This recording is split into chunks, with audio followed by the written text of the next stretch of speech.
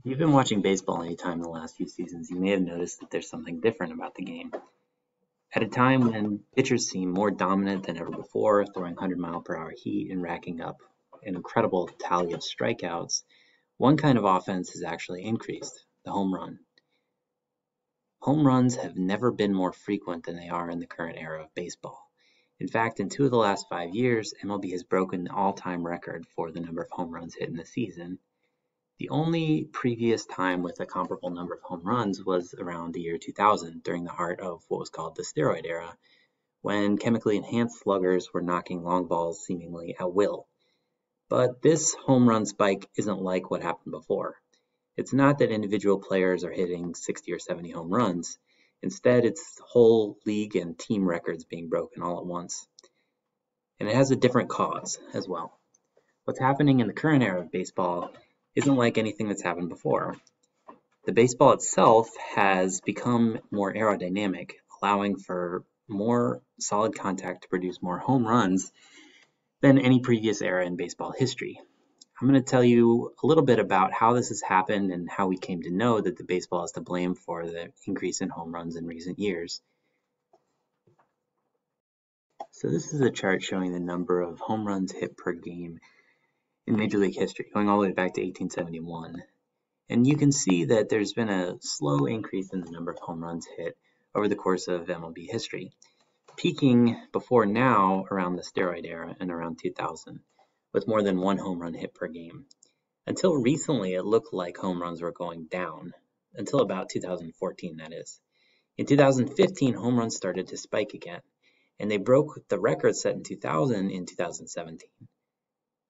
After a slow and small downturn in home run rate in 2018, home runs then spiked again to the highest level they'd ever been one more time in 2019. The increase in home run rate is really severe if you look from 2014 to 2019. Home runs increased by almost 50%. And there's no precedent for this really in any previous era in baseball history. What's happened over the last few years is that home runs have increased so rapidly that it's changed the entire shape of the game. While the rest of offense is declining, home runs have mysteriously increased quicker than ever before.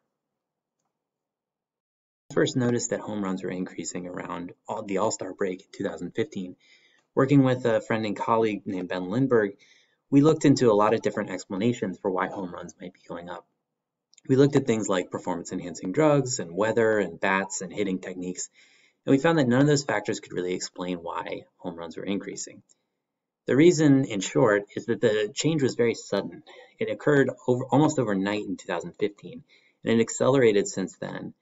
But that wasn't that quick of a change, wasn't compatible with an explanation like performance-enhancing drugs.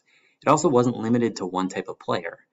Unlike in the steroid era where we saw certain hitters get extremely strong and suddenly much more able to hit home runs, the change we saw in the last few years was spread evenly across all players. So it seemed like everyone was hitting more home runs, and everyone was hitting more home runs to almost the same exact degree. So it wasn't something that could be explained by a new hitting philosophy or new bat sweeping through the league. Instead, it was the baseball itself. I'm going to tell you how we figured that out.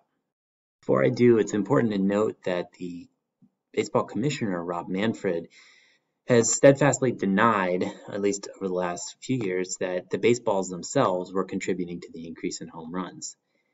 He said that it must have been something else. Obviously, he wasn't a big fan of the idea that performance-enhancing drugs were doing it, but he said that perhaps new bats or new hitting philosophies were allowing hitters to knock more home runs than they ever had before. That wasn't the case. Now, I've mentioned several times that we know it's the baseball itself. How do we know that? Well, we can actually measure the aerodynamics of the baseball using MLB's own tracking technology. They maintain a radar system called StatCast that measures the velocity of the baseball at 2 points. One right when it leaves the pitcher's hand off the mound, and then again when it crosses home plate all the way at the end of the trajectory. When you have information on the speed when it's released and the speed when it gets to home, you can actually calculate the drag coefficient, or the aerodynamics of the baseball. Now, drag coefficient is a complex seeming concept, but what it really amounts to is how easily does the ball travel through the air. The lower the drag coefficient, the more easily the baseball travels, and so the more easily it can get hit for home runs. As drag coefficient goes up, by contrast, the baseball becomes less aerodynamic, it loses more speed as it goes, and it goes less far for a given exit velocity. In 2017, in the middle of the first record-breaking season of home runs, I realized that we could use MLB's own drag coefficient data to establish whether the baseball was different and what effect that might be having on home runs. And I wrote up an article at 538 where we did just that. This is the key chart in that article. It shows the average drag coefficient and the number of home runs. Drag coefficient is going from left to right, where further to the right is more air resistance, and home run rate is going from bottom to top, where top has more home runs. And what you can see is that over the course of the previous 5 or so seasons, drag coefficient tracked pretty well with the home run rate. When the baseball was more aerodynamic, there were more home runs. When it was less aerodynamic, there were fewer home runs. What happened going from 2016 to 2017 was that the drag coefficient dropped radically, and it caused this massive spike in the home run rate. It wasn't that hitters were getting smarter or stronger or better. It was that the baseball itself had changed in such a way as to allow them to hit more home runs than they ever had before. Well, fast forward a couple of years, and finally MLB got around to admitting that changes to the baseball itself were the cause of the recent home run spike. They did this only after they convened a commission of scientists and statisticians to study the baseball, and they were able to establish that it was the ball itself, echoing the findings that I had and some other close colleagues like Meredith Wills. We had all shown that the ball itself was different, and that's why home runs were going up, and now MLB did as well. MLB's scientists even figured out why the baseball had become more aerodynamic. In a word, it was the seam height. The seams that run around the edge of the baseball control the aerodynamics of the baseball. If they are higher, then the baseball becomes less aerodynamic and travels less far. If they're lower, then the baseball becomes more aerodynamic. After some more study of the baseball from that same committee, wrapped up around 2019 and recently, they were able to establish that the baseballs of the last few years had had lower seam height, and as a result, they had traveled further. So you'd think that the mystery would be over. We had established why home runs are increasing, and it's down to seams on the baseball, and that's what made them more aerodynamic. But no, there's more. In 2019, home runs went up again, and it was due again to the drag coefficient. After the committee had wrapped up some of their research and concluded that it was the baseball, somehow the baseballs themselves got even more aerodynamic than they had been. And you can tell this by looking at the drag coefficient over the course of the 2018 and 2019 seasons. If you look on the horizontal as time passes, we're going first in 2018 over the course of the year, and you can see drag coefficient increases. That made the ball less aerodynamic, and it reduced the number of home runs slightly. Not quite to where they were in 2014, but lower than they were in 2017.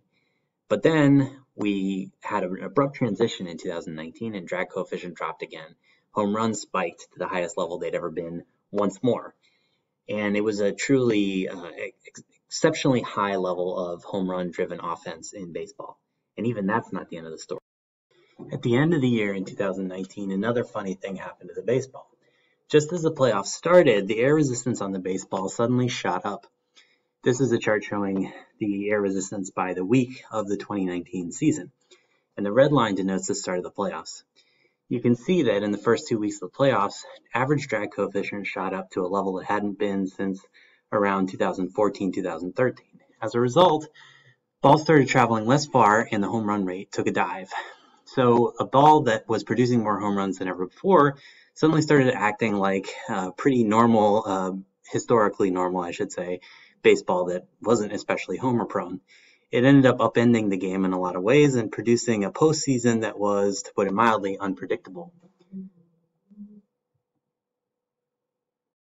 If the last several years of baseball have taught us anything, it's that the baseball itself, the object at the center of the game, changes a lot more than we thought, and it takes the league's home run rate with it. When the ball becomes more aerodynamic, home runs shoot up. When it becomes less aerodynamic, they drop down. And these changes can happen overnight, even from the regular season to the playoffs. So we don't really know what home runs will look like in 2020 or whenever baseball comes back. But we do know that the seam height and the character of the baseball itself is going to determine a lot about what the game looks like going forward.